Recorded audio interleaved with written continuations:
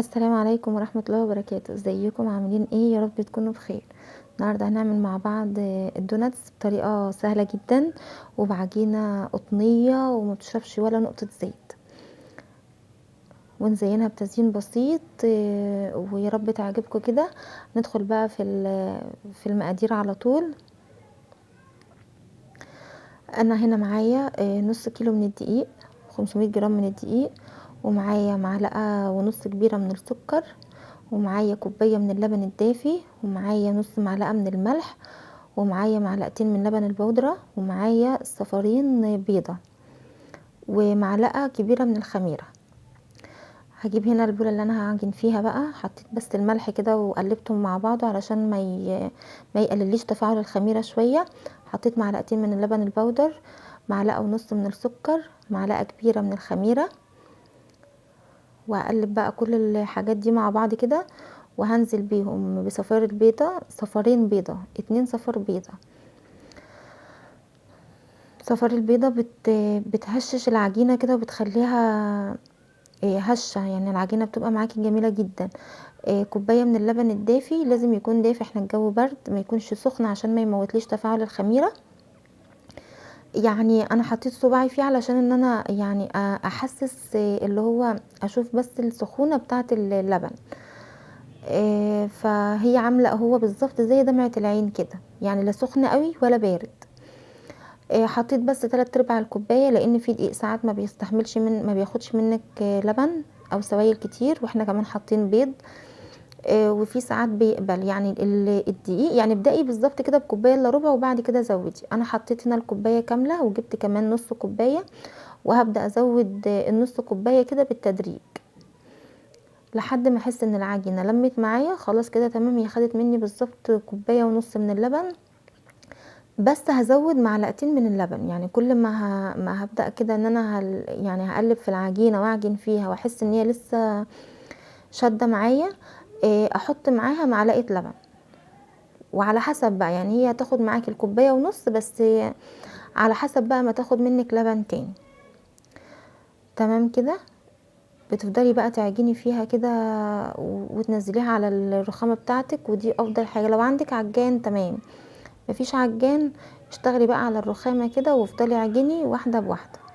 هنا بقى خلاص كانت العجينه انا عجنتها كويس. بعد ما حسيت خلاص ان العجينه اتعجنت كويس وتمام، نزلت عليها بربع كوبايه من الزبده بدرجه حراره المطبخ. ونزلت عليها على العجينه، وهبدا اعجن. اول ما هتبداي تعجني كده بالزبده هتحسي ان العجينه بتفرول معايا، يعني اللي هي سايبه من بعضها. ما تقلقيش، هتلم. اشتغلي تنيكي ادعجني فيها هتلم. المهم ان انا بفضل اعجن في العجينه دي عن مده ما تقلش عن 10 دقايق او ربع ساعه كمان.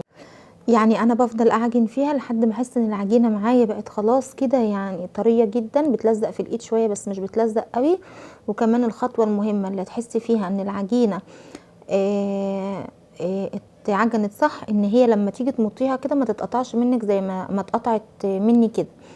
تفضلي تعجني فيها شويه كمان لحد ما تحسي ان العجينه خلاص ما بتتقطعش منك اما تيجي تمطيها. يعني اما تيجي تمطيها بالمنظر اللي انت شايفاه ده، ما تتقطعش منك، بتمط معاكي للاخر. كده خلاص العجينه بقت معاكي تمام وبقت مظبوطه جدا. بتلزق تلزيق خفيف جدا في الايد، بس مش يعني لا هي ناشفه يابسه كده في الايد، ولا هي بتلزق قوي. العجينه طول ما هي طريه معاكي كده وبتلزق في ايدك شويه، بتبقى مديه طراوه جدا وهشاشه. يعني اما تستوي تبقى طريه وهشه وما تفرولش معاكي.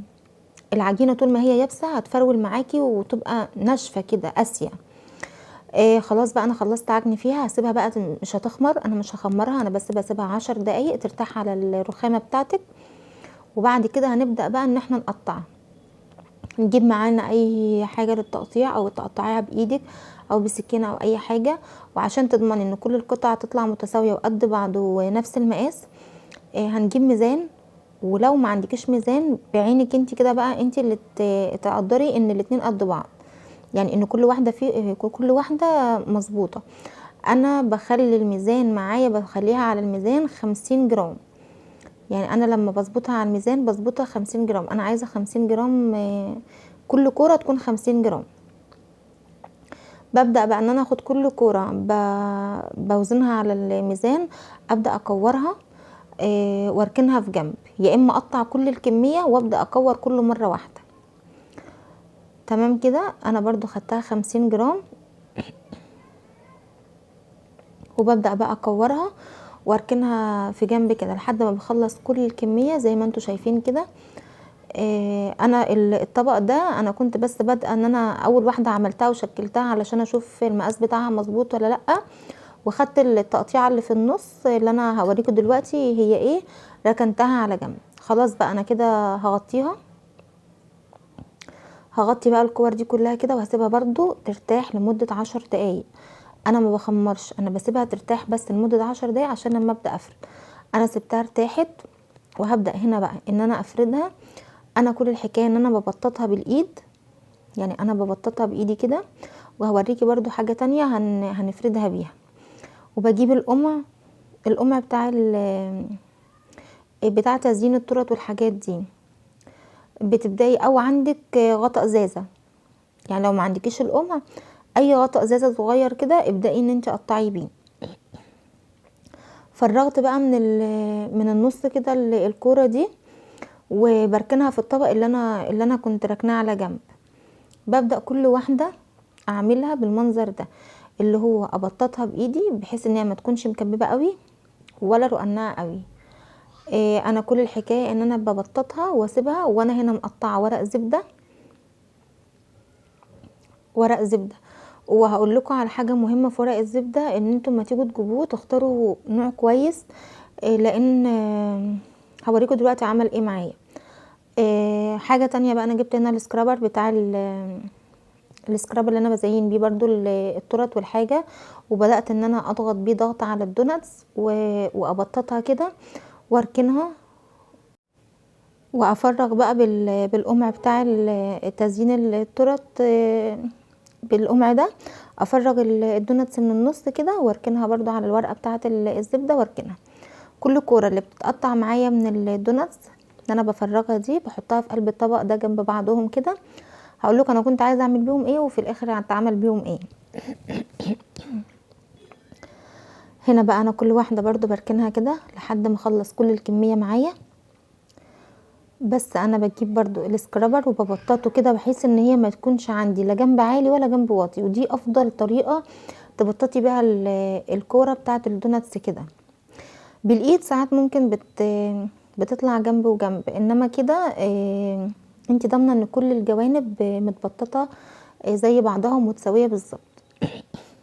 خلصتها بقى وخلصت كل الكميه اللي كانت معايا ورصيتها برضو، والكور زي ما انتوا شايفينها كده. خلاص انا خلصت. هنا بقى الطبق اللي هو الكور اللي كانت معايا بغطيها وبركنها في جنب عشان تخمر بقى وابدا عمليه التخمير. هنا عملوا معايا الصاجين دول، انا مليتهم كده وهغطيهم بقى بالمفرش السيليكون ده، وهحط عليهم فوطه كمان واسيبهم بقى، يعني اكون حطاهم في مكان دافي شويه، يعني ما يكونش مثلا في جو بارد او حاجه. وخد معايا وقت قد ايه؟ خد معايا وقت من ساعه لساعه ونص. بجيب بقى طاسه وبحطها على البوتاجاز وببدا ان انا بعرفكم دلوقتي درجه الحراره بتكون بتاعه الزيت ما تزيدش عن 160. لو في عندك ترمومتر بتعملي بيها، مفيش بتجيبي الخله بتاعه الشيش طاووق وبتحطيها في قلب الزيت. لو بدات تطلع فقاعات بسيطه كده يبقى هي كده خلاص تمام، بس ما تكونش بتغلي، يعني بتطلع الفقاعات البسيطه دي لكن ما بتغليش، يعني الزيت ما يكونش بيغلي. واهم حاجه ان انت تحافظي على درجه الحراره بتاعه الزيت، يعني ما يسخنش منك، يفضل على درجه الحراره ده، وتوطي بقى عليه البوتاجاز اللي هو على درجه حراره متوسطه جدا علشان بقى ما ياخدش معاكي لون ويتحمر وهي لسه الدوناتس من جوه عجينه. او تحطي الكوره اللي انا حطيتها دي اللي هي من فراغات الدوناتس، تحطيها برضو وتختبري بيها الزيت برضو بيطلع فقاعات ولا بيغلي. المهم بقى انا هنا حطيت الدوناتس بالورقه بتاعه الزبده.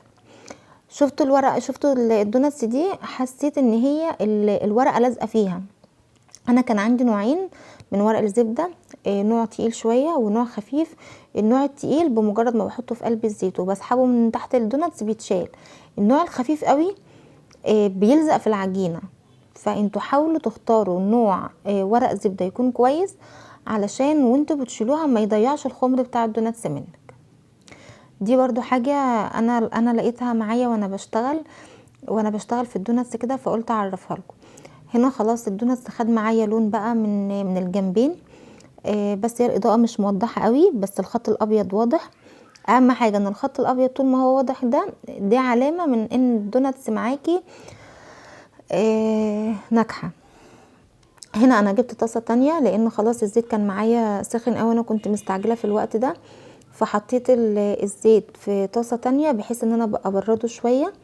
ولو انتي مش بصوا نفس الحركه اللي هي بتاعه الورقه برضو بتاعه الزبده، اللي هي ورقه الزبده مش كويسه، بصوا الحلوه طلعت على طول، انما التانية لازقه فيها، فكنت بضطر ان انا اسلكها بالراحه، يعني اسلكها كده واحده واحده. المهم انا اول ما بحط الدوناتس على في قلب الزيت يدوب بس عدوا 10 ثواني واقلبوه على اللمه التانية، بحيث ان كل جنب يبقى كله، يعني كل جنب انت بتشتغلي بياخد لون، بيبقى كله واخد يعني طبعه معينه، اللي هو ما يكونش فيه جنب مقبب او حاجه. الحركه دي هتساعدك ان العجينه معاكي تبقى الدوناتس معاكي يبقى متساوي من الجناب او من فوق. المهم بقى ان انا هنا الزيت بمجرد ما بخلص الطاسه، يعني انا بمجرد ما بخلص الحبه اللي انا طلعتهم، بصوا انا بطلعها والخط الابيض واضح هنا فيها ازاي. بمجرد بقى الزيت ما انا خلصت ده، انا بطفي البوتاجاز وبسيبها ترتاح شويه، بسيب الزيت يرتاح، وبعد كده ارجع ابدا احط طاسه تانية. ما ينفعش تحطي الدوناتس ورا بعضه، هياخد لون منك وهو جواه لسه عجين، لازم الزيت يهدى. لو انت مستعجله حطي شويه زيت يعني في كل طاسه واشتغلي على الطاستين. انا هنا بوريكم ان انا كنت بطلعها على الشبكه، حطاها على صاج، بحيث ان لو في اي زيت او في اي حاجه بتطلع، او على ورقه زبده اي حاجه. هنا بقى بقيه الكور انا كنت بحمرها وحمرتها واخدت اللون المظبوط، وبعدين بطلعها. بصوا كل ده والزيت ما بيغليش، هو بيطلع فقاعات بس ما بيغليش، يعني درجه الحراره بتاعته مش عاليه. اهم نقطه ان درجه الحراره بتاعه الزيت ما تكونش عاليه. هنا بقى انا خلصت كل الكميه. بصوا الدوناتس واللون بتاعه والخط الابيض بجد تحفه، والعجينه هشه جدا جدا جدا وطريه، وكلها واخده لون واحد. وهنيجي بقى هنا عند الميزان، على الميزان عشان نوزنها ونشوف شربت زيت ولا لا. انا هنا القطعه احنا كنا وزنها 50 جرام، هي هنا برضو 50 جرام، ما زادتش معايا ولا نقطه زيت ولا شربت معايا نقطه زيت واحده، بالظبط زي ما قطعناها، زي ما اتخمرت، زي ما حمرناها، زي ما وزناها. والعجينه بصوا العجينه من جوه هشه جدا وطريه، وبجد عجينه قطنيه جدا وتحفه. الكور الصغيره اللي انا كنت عاملاها دي، المفروض ان انا كنت هعمل منها فتة الدوناتس، اللي هو كنت هحطها كده في طبق او في كبات عاديه، وانزل عليها بصوصات وحاجات من دي. بس بصراحه هي اتاكلت واحنا لسه بنشتغل، يعني وانا لسه بشتغل ما لقيتهمش، فبألف هنا. بس ده كان يعني حتى من حلاوه العجينه كانت بتتاكل من غير ما تتزين. في الوقت ده بقى انت بتحضري اي صوص انت ممكن تستعمليه. انا هنا كان عندي شوكولاته حليب، شوكولاته خام بالحليب، وشوكولاته بيضه اي ماركه انت بتحبيها. انا كنت مستعمله دريم اللي هي بالحليب، واللي بالبيضه دي كنت مستعمله ماركه سما. سيحتها على بخار ميه. كل الحكايه ان انا جبت 200 جرام من الشوكولاته، وحطيت عليهم معلقتين 2 من الزيت، على كل 200 جرام معلقتين 2 من الزيت، وبدات احطهم على بخار من الميه واسيحهم لحد ما ساحوا معايا وبقوا سايلين بالمنظر ده. بجيب الدوناتس بقى وببدا اغطسها كده وبمسكها، بس يا دوب انزلها في الشوكولاته واطلعها واركنها على شبكة تصفي كل الشوكولاتة الزيادة اللي فيها. التزيين ده بقى اللي انت حباه. انا كان عندي هنا سبرينكل اللي هو الكريسبي ده، حطيت شويه على الجانب البني، والابيض برضو حطيت شويه ابيض، وجبت عندي بسكوت اوريو كسرته كده تكسير عشوائي، وبعدين حطيته على الدوناتس بالمنظر ده كده. جبت شويه من الشوكولاته البيضاء وبدات احطها على الدوناتس اللي هي بالشوكولاته البني، واللي على الاوريو برضو حطيت اللي على الاوريو. وعندي شويه جبت برضو شويه من الشوكولاته بالحليب، وبدات ازين كده بخطوط على الشوكولاته البيضاء. في شوكولاته كان عندي شوكولاته كيت كات، كل طبعا ده انا بحط الكريسبي والكيت كات وكل ده، والشوكولاته لسه ما جمدتش. انا لما احطها عليها وهي لسه طريه هتمسك معايا وهتبقى ماسكه مش هتسيب مني. التزيين بقى اي حاجه انت حباه اشتغلي بيه، يعني اي تزيين انت حباه اشتغلي بيه. انا وريتك الشكل وانتي نوعي زي ما انتي عايزه. وده بقى كان شكلها كده، بجد العجينه تحفه، اتمنى انتوا تجربوها وطعمها كان حلو جدا. واتمنى بقى ان انا اكون بفيدكم، واتمنى ان تشتركوا في القناه وتفعلوا زر الجرس، وياريت كل اللي يجربها بقى يقول لي في الكومنتات ايه رايه. والسلام عليكم ورحمه الله وبركاته.